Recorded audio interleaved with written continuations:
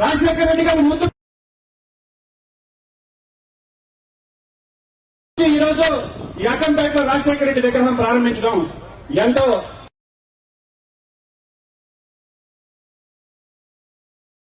రాజకీయాలు చెల్లుతాయి. రాజ్యాంగ ముందు రాజకీయాలు చెల్లుతాయా అని అడుగుతున్నా. ఈరోజు రాజశేఖర రెడ్డి గారంటేనే పేదల పాలిట పెన్నిది. రాజశేఖర రెడ్డి గారు ముఖ్యమంత్రిగా ఉండగా తన 5 ఏళ్ల పాలనలో పేదల గురించి కానీ రైతుల గురించి కానీ ఆలోచించినటువంటి వ్యక్తి మన రాజశేఖర రెడ్డి గారు.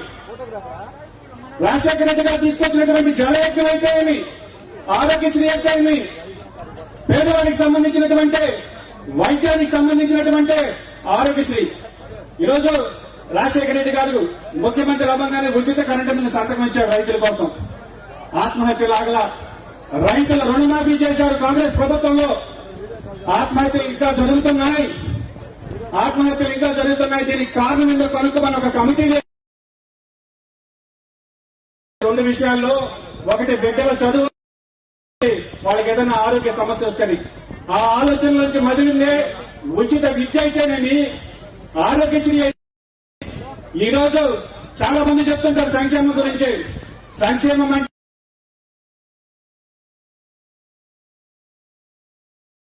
ఆ పేదవాడికి ఏమి కావాలో నెరవేర్చే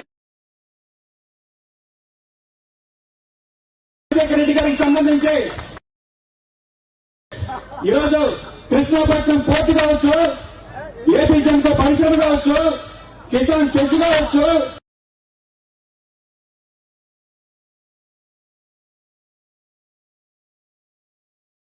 విక్రమసుబ్రహ్మణ్యం యూనివర్సిటీ కావచ్చు, రైతాంగానికి సంబంధించి చేసి ఈరోజు రైతులందరికీ అంతకుముందు 30 టీఎంసీల కన్నా కూడా నీటి నిల్వ చేసుకునే పరిస్థితి నుంచి 75 టీఎంసీలకి కెపాసిటీ పెంచినటువంటి వ్యక్తి రాజశేఖర రెడ్డి గారు. కాబట్టి రాజశేఖర రెడ్డి గారు పేద ప్రజల కోసం 4 అడుగుల విగ్రహం పెట్టడానికి రాజకీయాలకు తెరలేపారు.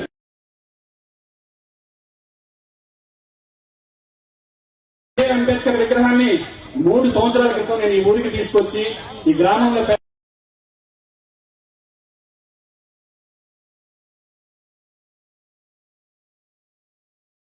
అనుకున్నా. ఏ రోజు ఎవరు అంబేద్కర్ విగ్రహం పెట్టాలి? కిరణ్ కుమార్ రెడ్డి జిల్లా పార్టీ అధ్యక్షుడై రాజశేఖర రెడ్డి విగ్రహాన్ని తన బిడ్డ చేతుల మీద. సంతోషం. కిరణ్ కుమార్ రెడ్డికి రాజకీయాల్లో ఈ గల్లీ నుంచి రాజకీయం ఢిల్లీ దాకా పనిచేస్తాను. ఈ ఆలోచన వచ్చినప్పుడు చాలా మంది అక్కంపేటకి ఎందుకని అడిగారు. అక్కంపేట అమరావతి కన్నా పవర్ఫుల్, నాకు మా ఊర్లో అభిమానులు ఎక్కువ, వాళ్ళు నన్ను ఢిల్లీ దాకా తీసుకోబోయేదాకా పాపం ఆగర కష్టపడతానే ఉంటారని చెప్పారు. కాబట్టి ఏదో ఒక వివాదాలు నేను చెప్పాను మా పిల్లలకి, ఏదో ఒక ఫ్లెక్స్ ఇవ్వాలి. మిరప తోట నిండా ఉన్నప్పుడు అక్కడ ఒక ఫ్లెక్స్ కడతారు, లేదా ఒక పూల తోట నిండా ఉన్నప్పుడు అక్కడ ఒక ఫ్లెక్స్ కడతారు. దేనికోసం? దిష్టి. ఈ సభకు దిష్టి పోవాలంటే ఒకటి కట్టనీలా దిష్టి చుక్క అని చెప్తా. కాబట్టి కాంగ్రెస్ పార్టీకి సంబంధించి ఈ జిల్లా కాంగ్రెస్ పార్టీ అధ్యక్షుడిగా నాకు పనిచేసేటటువంటి అవకాశం ఇచ్చినటువంటి మా అక్క షర్మిలక్కకి జీవితాంతం రుణపడి ఉంటానని తెలియజేస్తున్నా. కాబట్టి ఈరోజు సమయాభావం, కొన్ని విషయాలు మంచుకు మాట్లాడి నేను ముగిస్తా. ఎందుకంటే అక్క ఉపాధి హామీ కూలీలకి ఇంటరాక్షన్ ఉంది కాబట్టి ఈరోజు కాంగ్రెస్ పార్టీ జెండా కిరణ్ కుమార్ రెడ్డి ఎందుకు పట్టుకున్నాడు, దానికి గల కారణం ఏంటి, ఈయనెవరు బినామీ, ఈయనెవరు చేతిలో మనిషి, ఇట్లాంటి ఆలోచనలు ఏమవుతూ 12 ఏళ్ల వైఎస్ఆర్ కాంగ్రెస్ పార్టీ జెండా వేసి నిస్వార్థంగా పనిచేస్తే ఒక నాయకుడి దగ్గర, ఆ నాయకుడి దగ్గర ఏం ఆశించలా, ఏం పొందలా.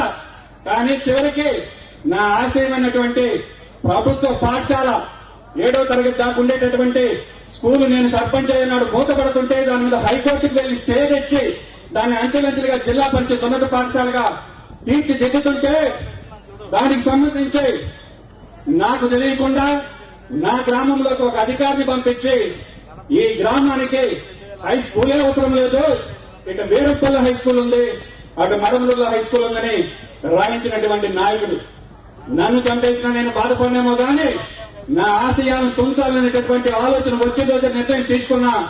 మనం వైఎస్ఆర్ కాంగ్రెస్ పార్టీ జెండా విడవాలని అనుకున్న లక్ష్యాన్ని పూర్తి చేసి హై స్కూల్ నిర్మించి నాడు నేడులో ఈరోజు జగన్మోహన్ రెడ్డి గారు చెప్తుంటారు నాడు నేడు గురించి గొప్పగా 5 సంవత్సరాలు స్కూళ్లకు రంగులేశాం. టీచర్లు లేవు, అధికార పార్టీ ఉండా, డిఓ దగ్గరకు 100 సార్లు వెళ్ళి ఉంటా. టీచర్లు ఇవ్వమంటే జీవో ఇచ్చారు కానీ టీచర్ ఇవ్వాల. విద్యా వాలంటీర్లు పెట్టండి, బిడ్డలకు చదువుకు ఇబ్బందులు ఉందంటే కలెక్టర్ దగ్గరికి పోతే మాకు అధికారాలు లేవన్నారు. విద్యా వాలంటీర్లు పెట్టాం. హై స్కూల్లో నాడు నేడు జగన్మోహన్ రెడ్డి గారు ఎప్పుడు ప్రారంభించారో తెలియదు కానీ అక్కంపేటలో నేను సర్పంచ్ అయిన తర్వాత ప్రభుత్వ పాఠశాలను ఇంగ్లీష్ మీడియం పాఠశాల చేసి దాన్ని అభివృద్ధి చేశాం. కాబట్టి ఈరోజు చాలా మాట్లాడుతుంటారు చాలా మంది. అసలు ఎందుకంటే నాకే ఆశ్చర్యం వేస్తుంటది. నేను నా మీద ఒక కంప్లైంట్ ఇచ్చారు. ఎందుకంటే ఈ సభ సాక్షిగా నేను ఈ ఊరు వారికి మాత్రం సమాధానం చెప్పాలి కాబట్టి ఒక అర్జీ ఇచ్చారు. నేనేదో యాక్సిడెంట్ చేసి నేను అప్పుడే చెప్పాను రూరల్ డీఎస్పీ గారి దగ్గరికి వెళ్లి నేనే చెప్పా, రిటర్న్ గా రాసిచ్చా. దీని మీద సమగ్ర విచారణ జరపండి. నేను అక్కంపేట గ్రామానికి ఆ రోజు సాయంత్రం 4 గంటలకు వచ్చాను. రాత్రి 11:30 వరకు గ్రామంలో గ్రామస్తులతో పోటీ ఉన్నాను. దానికి సంబంధించినటువంటి Google time line, technical data, నా కారు ఎప్పుడు కలిగింది, నా ఫోన్ ఎక్కడుంది అన్ని కూడా సమర్పించా. కాబట్టి రాజకీయాల్లో ఎదిగేటటువంటి వారి మీద బోధ వేస్తే, వారి మీద అవమానపరిస్తే నేనేదో షర్మిలక్కై చెయ్యి వదిలేస్తాను అనుకుంటున్నారేమో. అక్కకి మాట ఇచ్చా, అక్క నువ్వు నాకు మాట ఇవ్వు, ఈ తమ్ముడిని వదిలిపెట్టడే. మిగతా మైక్లైన్ సైలెన్స్ చేయాలి. అక్కంపేట ప్రజలకు చేరి వచ్చిన ప్రతి ఒక్కరికి మీ పనులు మానుకొని ఈరోజు రాజశేఖర రెడ్డి బిడ్డ వస్తుంది, చూడాలి, వినాలి అని మీ అందరూ మీ పనులు మానుకొని నా కోసం మీరు సమయం చేసుకొని వచ్చారు. ప్రతి అన్నకు, ప్రతి తమ్ముడికి, ప్రతి అక్కకు, ప్రతి చెల్లికి, ప్రతి అమ్మకు, ప్రతి అయ్యకు మీ రాజశేఖర రెడ్డి బిడ్డ శిరస్సు వంచి చేతులు జోడించి మనం పూర్తిగా నమస్కరించుకుంటోంది. జోహార్ వైఎస్ఆర్. రాజశేఖర రెడ్డి గారి గురించి నేను మీకు ప్రత్యేకంగా చెప్పాల్సింది లేదు. ఈ రోజు వరకు కూడా రాజశేఖర రెడ్డి అని పేరు తలుచుకునే వాళ్ళు, గుండెల్లో పెట్టుకొని పూజించుకునే వాళ్ళు కోట్లల్లో ఉన్నారు మన రాష్ట్రంలో. ఎందుకంటే రాజశేఖర రెడ్డి గారు ముఖ్యమంత్రిగా పనిచేసింది కేవలం 5 సంవత్సరాలు మాత్రమే. 5 ఏళ్లు మాత్రమే రాజశేఖర రెడ్డి గారు ముఖ్యమంత్రిగా పనిచేశారు. కానీ 5 ఏళ్లలో ఎంతమంది గుండెల్లో దేవుడై నిలిచిపోయారు. రాజశేఖర రెడ్డి గారు ముఖ్యమంత్రిగా ప్రమాణ స్వీకారం చేయగానే మొట్టమొదటి సంతకం రైతులకు ఉచిత విద్యుత్ మీద పెట్టాడు. ఆ తర్వాత రైతులకు రుణమాఫీ కూడా చేశాడు. రైతులకు రుణమాఫీ చేసిన ఘనత ఇంకో ముఖ్యమంత్రికి ఎవరికైనా ఉందా మన రాష్ట్రంలో? ఒక్క రాజశేఖర రెడ్డి గారు మాత్రమే రైతుని నెత్తిన పెట్టుకున్నాడు, గుండెల్లో పెట్టుకున్నాడు. రైతుకు ఏ కష్టం వచ్చినా, గిట్టుబాటు ధర కావాలన్నా, మద్దతు ధర కావాలన్నా, విత్తనాల ధరలు తగ్గించాలన్నా,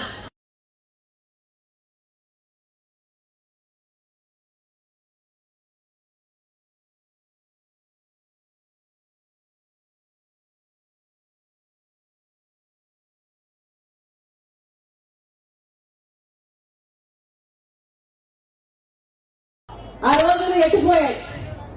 రాజశేఖర రెడ్డి గారు ముఖ్యమంత్రిగా ఉంటే పేదవాడు అన్నవాడికి జబ్బు వస్తే అప్పుల పాలైపోతున్నాడు అని రాజశేఖర రెడ్డి గారు ఆరోగ్యశ్రీ పథకాన్ని తెస్తే ఎంతమందికి జీవం పోసింది ఆరోగ్యశ్రీ, ఎంతమందికి ప్రాణం పోసింది ఆరోగ్యశ్రీ. 108 కుయ్ కుయ్ కుయ్ కుయ్ అని ఫోన్ చేసిన 20 నిమిషాలకు వచ్చేది 108. ఫీజు రీఎంబర్స్మెంట్, ఎంతమంది బిడ్డలు, లక్షల మంది బిడ్డలు, పీజీలు, డాక్టర్లు, ఇంజనీర్లు డబ్బు పెట్టకుండా చదువుకున్న రోజు. ఎంతమందికి ఉద్యోగాలు వచ్చాయి. ఈ రోజు వరకు కూడా అమెరికా లాంటి దేశాలలో ఆ బిడ్డలందరూ పేద బిడ్డలు రాజశేఖర రెడ్డి గారు పెట్టిన ఫీజు రీఎంబర్స్మెంట్ చదువుకొని ఇప్పటికీ కూడా పెద్ద పెద్ద మంచి మంచి ఉద్యోగాలు చేసుకుంటున్నారు. పావలా వడ్డీకే రుణాలు, ఇలా 1 కాదు 2 కాదు ఎన్నో అద్భుతమైన పథకాలు, అది కూడా అద్భుతంగా అమలు చేశాడు. పేదవాడికి ఆ పథకాలన్నీ అందేటట్టు చూసిన నాయకుడు రాజశేఖర రెడ్డి గారు. అలాంటి ఒక పథకమే రాజశేఖర రెడ్డి గారు ముఖ్యమంత్రిగా ఉండగా ప్రధానమంత్రిగా కాంగ్రెస్ పార్టీకి చెందిన మన్మోహన్ సింగ్ గారు కేంద్రంలో ప్రధానమంత్రిగా ఉండగా వచ్చిన పథకమే ఉపాధి హామీ పథకం. ఉపాధి హామీ పథకం దీన్ని మహాత్మా గాంధీ జాతీయ గ్రామీణ ఉపాధి హామీ పథకం అంటారు. చాలా చోట్ల కరువు పని అని కూడా అంటారు. ఈ కరువు పని ఎంతమంది జీవితాలలో వెలుగులు నింపింది. ఎప్పుడు పని కావాలంటే అప్పుడు 15 రోజుల్లో గ్రామ సభలకు వెళ్లి 15 రోజుల్లో నాకు పని కావాలి అంటే పని కల్పించాల్సిన విధి గ్రామ పెద్దలకు ఉంది. చేసిన పనికి 15 రోజుల్లోనే డబ్బులు చెల్లించాల్సిన చట్టం కూడా అదే ఉపాధి హామీ పని కల్పించింది. ఈ చట్టం తెచ్చింది కాంగ్రెస్ పార్టీ. ఆ రోజుల్లో మహాత్మా గాంధీ పేరు పెట్టిన ఈ పథకం ఎంత అద్భుతంగా జరిగింది. ఆ రోజుల్లో రాజశేఖర రెడ్డి గారు రాయలసీమ జిల్లాలో బండ్లపల్లిలో 20 సంవత్సరాల క్రితం సోనియా గాంధీ మన్మోహన్ సింగ్ గారిని తీసుకొచ్చి రాజశేఖర రెడ్డి గారు ఎంతో వైభవంగా మొదలుపెట్టిన పథకము ఈ కరువు పథకం. ఆ రోజుల్లో ఆంధ్ర రాష్ట్రంలో మొట్టమొదటి రాష్ట్రంగా తీసుకొని కరువు పనిని అమలు చేయడం జరిగింది. ఆ రోజుల్లో ఎంతమంది పని చేసుకునే వాళ్ళు రాజశేఖర రెడ్డి గారి దగ్గరకు వెళ్లి, అయ్యా మాకు డైరెక్ట్ గా వేతనాలు ఇచ్చేటట్టు చూడండి, కరువు పనిలో మధ్యలో చేతులు మారితే మాకు కమిషన్లు కట్ అవుతున్నాయి, మేము మళ్ళీ వాళ్ళకి డబ్బులు ఇవ్వాల్సి వస్తుంది అని వాళ్ళంటే రాజశేఖర రెడ్డి గారు ముఖ్యమంత్రిగా ఒకేసారి 60 లక్షల మందికి అకౌంట్ ఓపెన్ చేసిన ఘనత రాజశేఖర రెడ్డి గారు. అలాగే ఆడవాళ్ళు సైతం పోయి, అయ్యా మాకు కూడా మగవాళ్ళకి ఇచ్చినట్టుగా వేతనాలు ఇవ్వండి, మాకు కూడా సమానంగా ఇవ్వండి, బిడ్డలు మేము కూడా పెంచుకోవాలి, మాకు కూడా కుటుంబ బాధ్యత ఉంది, మేము మగవాళ్ళంత పని చేయలేకపోయినా మాకు దయ ఉంచి సమానమైన వేతనం అంటే ఆ రోజు రాజశేఖర రెడ్డి గారు ఆడవాళ్లకు కూడా సమానమైన వేతనాలు ఇవ్వాలని నిర్ణయించారు. ఆ తర్వాత అది ఎన్నో సంవత్సరాలు అలా అమలు కూడా అయింది. రాజశేఖర రెడ్డి ఉండగా ఈ పథకం ఎంత అద్భుతంగా జరిగింది అంటే 1,10,00,000 జాబ్ కార్డులు ఉండేవి ఆ రోజు.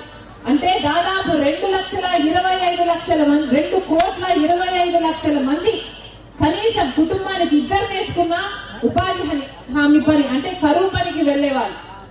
ఆ రోజుల్లో కరువు పని ఎలా ఉండేదో తెలుసా అమ్మా? మీకు చెప్తున్నా. ఆ రోజుల్లో కరువు పని రాజశేఖర రెడ్డి గారు ఉండగా ఒక టెంట్ వేసేవాళ్ళు. ఆ టెంట్ కింద మజ్జిగ పెట్టేవాళ్ళు, మంచినీళ్లు పెట్టేవాళ్ళు. ఒక చోట నిన్న ఒక గ్రామానికి వెళ్తే రస్నా కూడా ఇచ్చేవాళ్ళు అమ్మా అని చెప్పింది.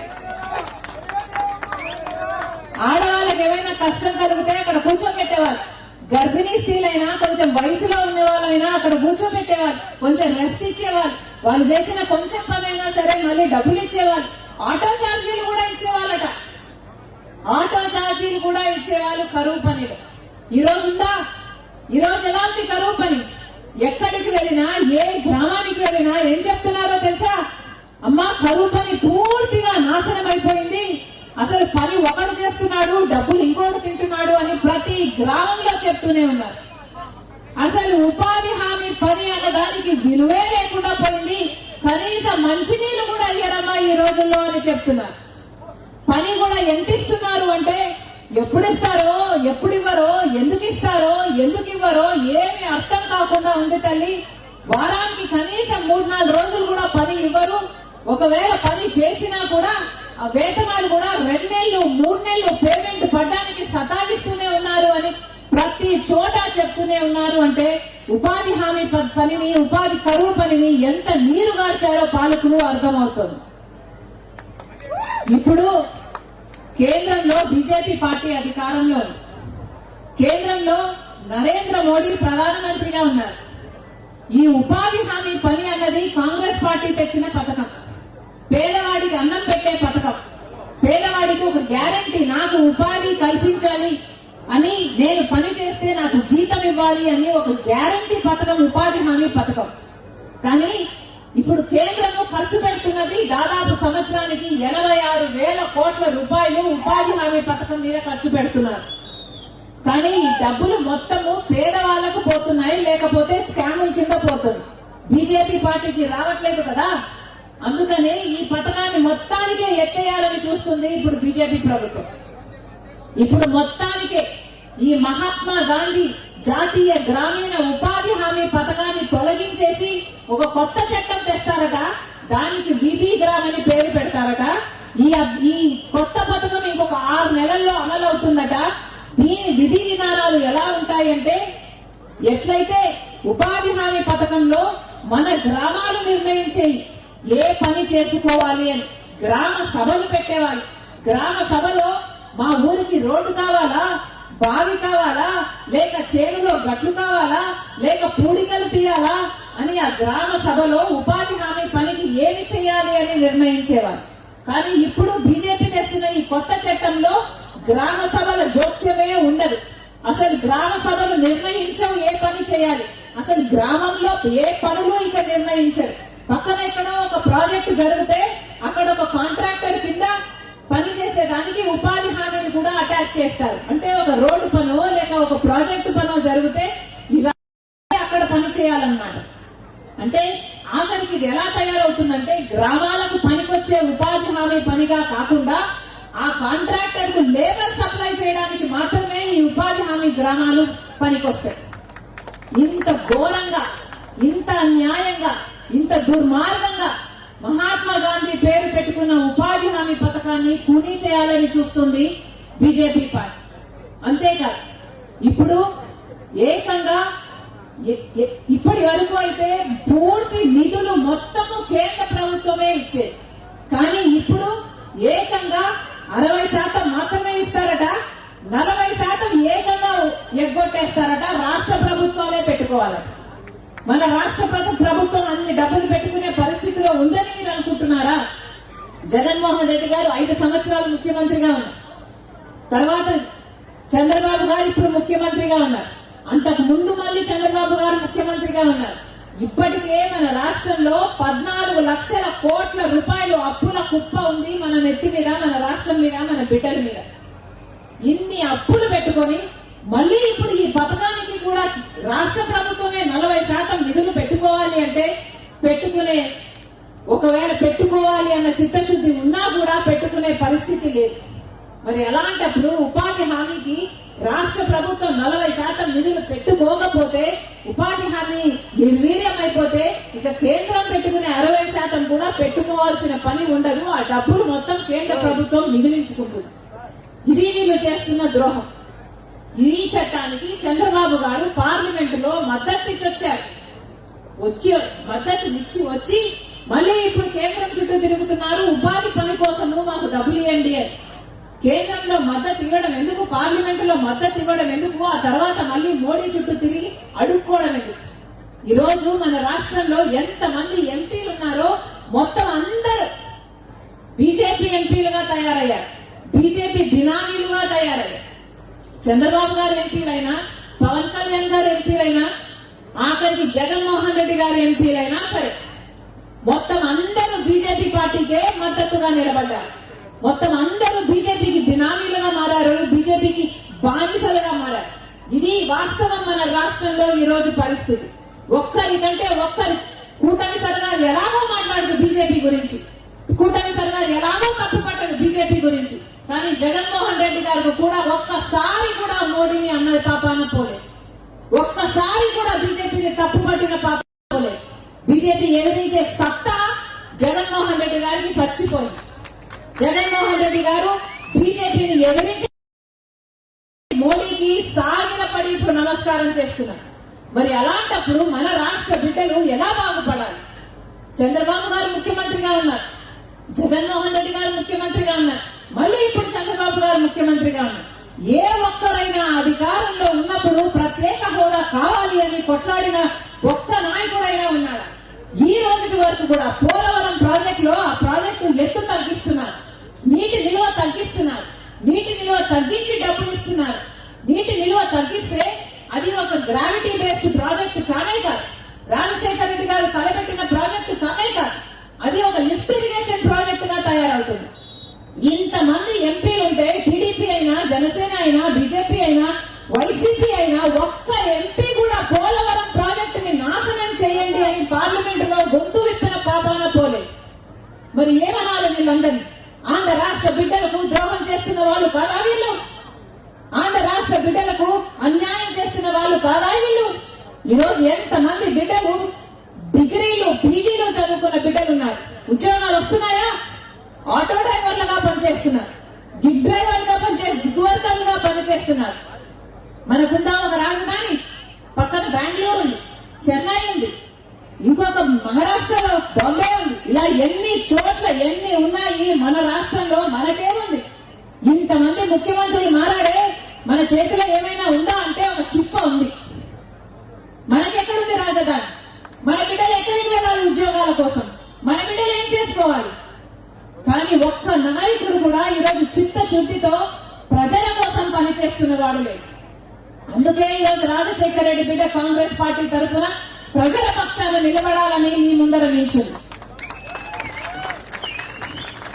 ఎన్నో సమస్యలున్నాయి మన రాష్ట్రంలో, ఎన్నో సమస్యలున్నాయి. ఒక్క ఉపాధి హామీ పనే కాదు, మన రాష్ట్రంలో బిడ్డలకు ఉద్యోగాలు లేవు, రైతులు అల్లాడిపోతున్నారు, పండించిన పంటకు గిట్టుబాటు ధర లేదు.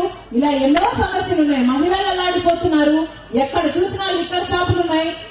బడులు గుడులు ఎన్నున్నాయో అంతకంటే ఎక్కువ లిక్కర్ షాపులే ఉన్నాయి. ఇలాంటి సమస్యలన్నీ ఎన్నో ఉన్నాయి. వీటన్నిటి మీద పోరాడాల్సిన అవసరం ఉంది. వీరన్నిటి మీద కూడా కాంగ్రెస్ పార్టీ పోరాటం చేయడానికి, మేమందరము పోరాటం చేయడానికి సిద్ధంగా ఉంది. కానీ మేమొక్కరమే పోరాటం చేస్తే మార్పు రాదు. మేమొక్కరము పోరాటం చేస్తే ఏమీ సాధించలేదు. మార్పు రావాలి అంటే మీ అందరూ కూడా చెయ్యి మాతో కలపాలి. మీ అందరిలో కూడా మార్పు రావాలి. మంచి ప్రభుత్వం వస్తేనే ప్రజల జీవితాలు బాగుపడతాయి. కేంద్రంలో రాహుల్ గాంధీ గారు ప్రధానమంత్రి అయితేనే మనకు 10 సంవత్సరాల ప్రత్యేక హోదా సాధ్యం అవుతుంది. ఇప్పటి వరకు కూడా కేంద్ర ప్రభుత్వంలో ఉన్న బీజేపీ అమరావతికి కావాల్సిన నిధులు ఇవ్వడం లేదు, అప్పులు ఇస్తున్నారు. అప్పులు ఇస్తే ఈ అప్పులన్నీ మనం ఎలా కట్టుకోవాలి? మన బిడ్డలు ఎలా కట్టుకోవాలి? భావి తరాలు, భవిష్యత్ తరాలు ఎలా కట్టుకోవాలి? అందుకే చెప్తున్నాం, వీటన్నిటి మీద పోరాటం చేయడానికి మేము సిద్ధంగా ఉన్నట్టే మీరు కూడా సిద్ధపడాలి. మార్పు రావాలి. అప్పుడే మన రాష్ట్రం బాగుపడుతుంది. అప్పుడే రాజశేఖర్ రెడ్డి గారు తెచ్చిన సువర్ణ పరిపాలన మళ్ళీ రావాలి అంటే కాంగ్రెస్ పార్టీ అధికారంలోకి రావాలి. రాజశేఖర్ రెడ్డి గారు కాంగ్రెస్ పార్టీ నాయకుడు. మళ్ళీ అలాంటి పాలన కావాలి అంటే కేంద్రంలో, రాష్ట్రంలో కాంగ్రెస్ పార్టీ అధికారంలో ఉంటేనే పేదవాడి జీవితానికి భరోసా. మళ్ళీ చెప్తున్నా, మేము సిద్ధం. మీరు సిద్ధమేనా? పోరాటం చేయాలి. మనం పోరాటం చేయకపోతే ఏమీ సాధించలేదు. మేము సిద్ధం. మీరు సిద్ధమేనా? మార్పు సాధించాలి. తెద్దాం. మరొక్కసారి ఇంతమంది మీ పనులు మానుకొని మా కోసం మీరు సమయం చేసుకుని వచ్చారు. ప్రతి అక్కకు, ప్రతి చెల్లికి, ప్రతి అన్నకు, ప్రతి తమ్ముడు మీ రాజశేఖర రెడ్డి బిడ్డ శిరస్సు వంచి చేతులు జోడించి మనస్ఫూర్తిగా కృతజ్ఞతలు చెప్పుకుంటారు.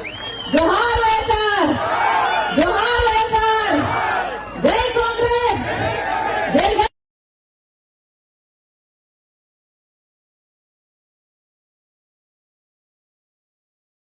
మన ఊరికి వచ్చిన అక్కకు తమ్ముడు ప్రేమగా ఒక పాట వాయించాడు. ఈరోజు ఆ పాట మా అక్క చేతుల మీదుగా ప్రారంభించాలని కోరుకుంటున్నాం. సార్ మిడిల్ లోకి రండి. Cameraman, photographer.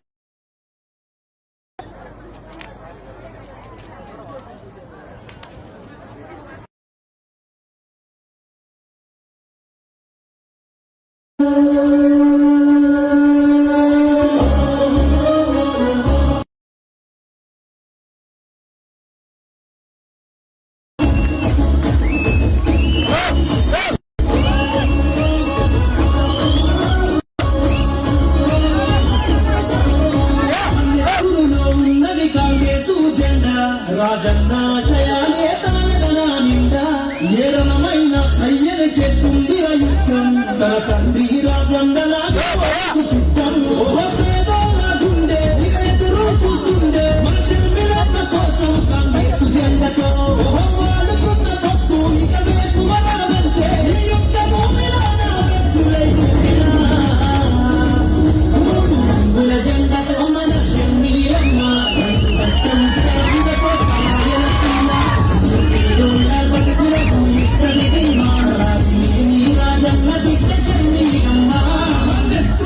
ఉన్నది కాంగ్రెస్